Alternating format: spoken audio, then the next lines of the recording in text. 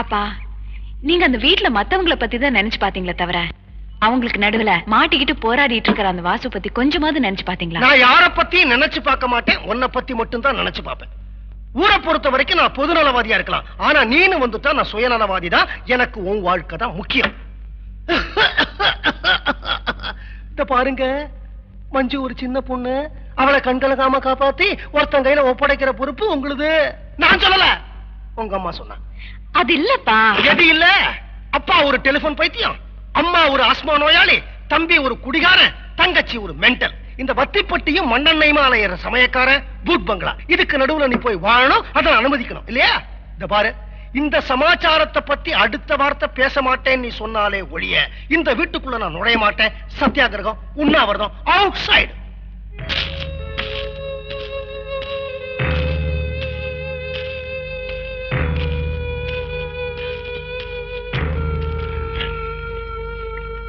ஒரு டீ கொடுங்க.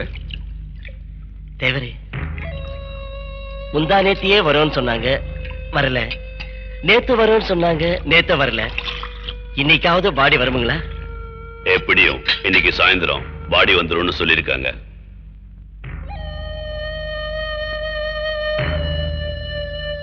வயிற்றுச்சலா இருக்குங்க. 2 வருஷத்துக்கு முன்னால உங்க பையன் மிடுக்கா நடந்து போன காட்சி இன்னும் என் கண்ணுல அப்படியே இருக்கு. இப்ப அநியாயமா அவர் பாடியே பார்க்க வேண்டியிருக்கு.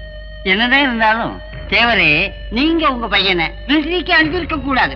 ஒரே பிள்ளை, அநியாயமா 28 வயசுல செத்துட்டான். இந்த தேவனே கலங்கல, நீ ஏன் கலங்குற? என் பையன் சீக்கு கண்டு சாகல, ஷோக்குல அலைஞ்சு சாகல. இந்த பிறந்த நாட்டுக்காக சேவை செஞ்சுட்டு தான் செத்தான். ஆம்பளையா பிறந்தா பிறந்த நாட்டை தூக்கி நிறுத்தணும், பொம்பளையா பிறந்தா புகுந்த வீட்டை தூக்கி நிறுத்தணும். அதுதான் பெத்தவங்களுக்கு பெருமை.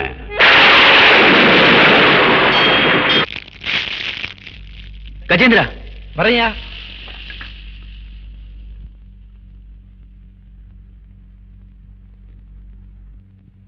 என்ன சென்னையா, பட்டு வேட்டி பட்டு சட்டை?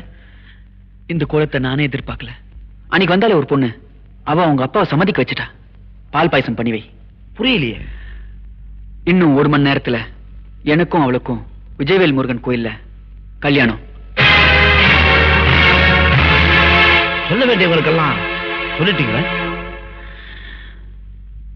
சொல்ல வேண்டியவங்கள சில பேர் சொல்லக்கூடிய நிலைமையில இல்ல, சில பேர் சொல்லும்படியா நடந்துக்கல.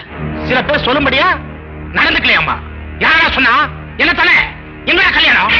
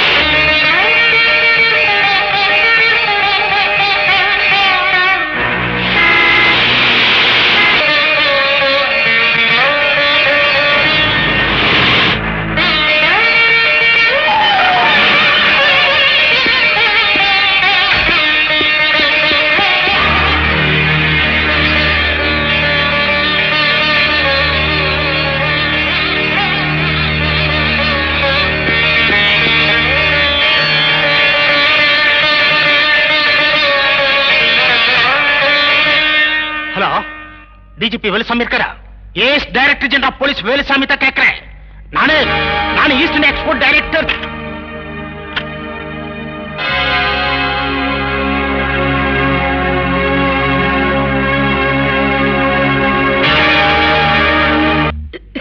கஜேந்திரா, நீயும் இந்த குடும்பத்துல ஒருத்தன் தான். வா.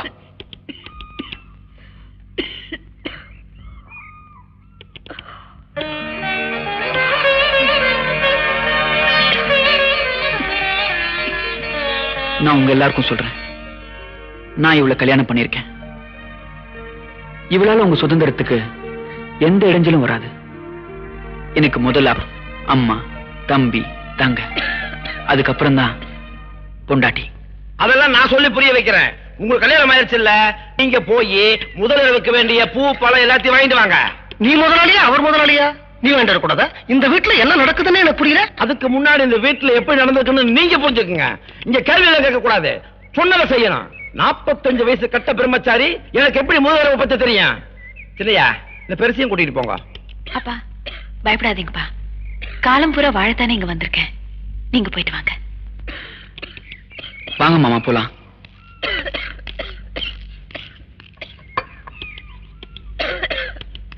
ஏமா உன்னால இந்த பண்டாரங்களோட தனியா இருக்க முடியுமா? போயிட்டு வாங்கப்பா. பாம்பே போன் கால் உங்களுக்கு. எப்படிமா? அவர் போயிட்டாரு.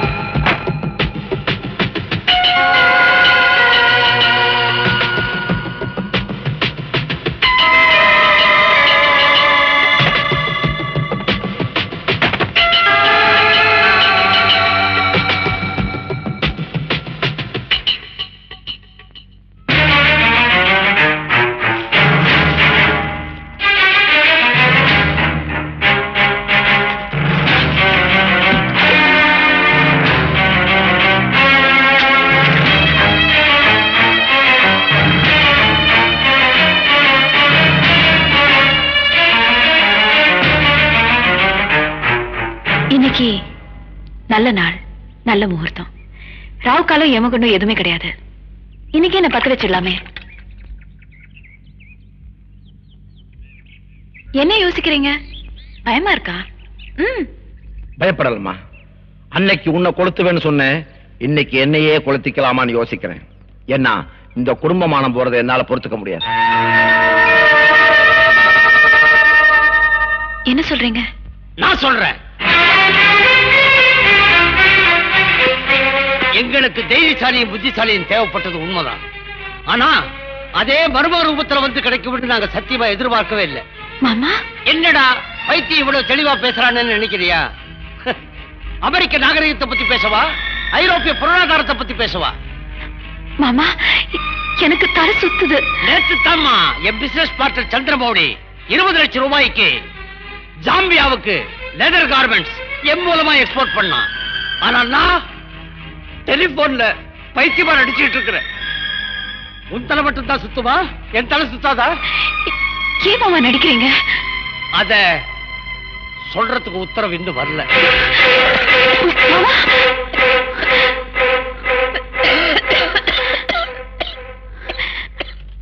அத்தை நீங்களாவது சொல்லுங்க அத்தை.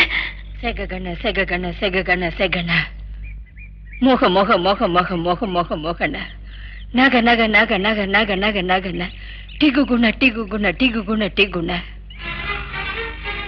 என்னம்மா அப்படி பாக்குற?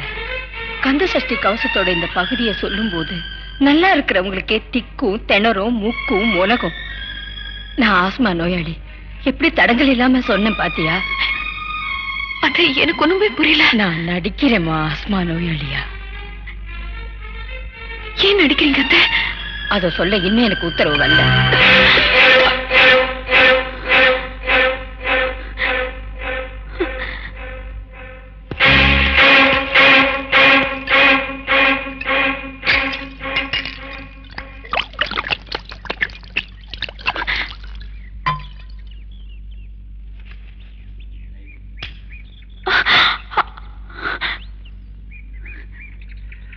இதே உண்மையான விஸ்கியா இருந்திருந்தா விஸ்கியில இருக்க ஸ்பிரிட்டுக்கு நெருப்பு பட்டோன்னு பக்குன்னு பத்திக்கிட்டு நான் எரிஞ்சிருப்பேன்.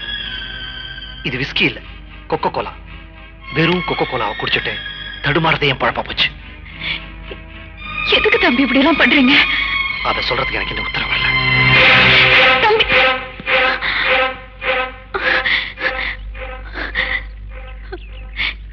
காயத்ரி, எனக்கு நல்லா புரிஞ்சு போச்சு. நீயும் நடிக்கிற. எதுக்கு இப்படி எல்லாரும் நடிக்கிறீங்க? எனக்கு ஒண்ணுமே புரியல. இத பாருமா, நீயாவது என்கிட்ட உண்மையை சொல்லு, இல்லடா என் மண்டையை வெடிச்சிடும் போல இருக்கு. ப்ளீஸ் காயத்ரி. பெரியவங்களுக்கே உத்தரவு வராத போது எனக்கு எப்படி அண்ணி உத்தரவு வரும்?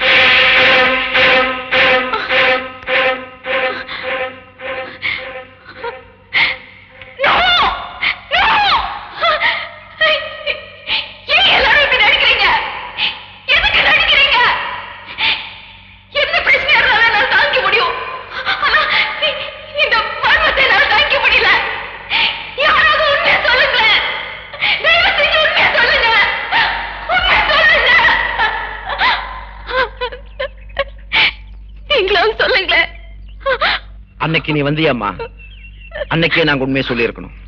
ஆனா நாங்க சொல்லல. ஏன் தெரியுமா? நீ இந்த வீட்டுக்கு மருமகளா வருவன்னு நாங்க எதிர்பார்க்கல. ஆனா வந்துட்ட. இப்ப சொல்றேன், என் கூட வா.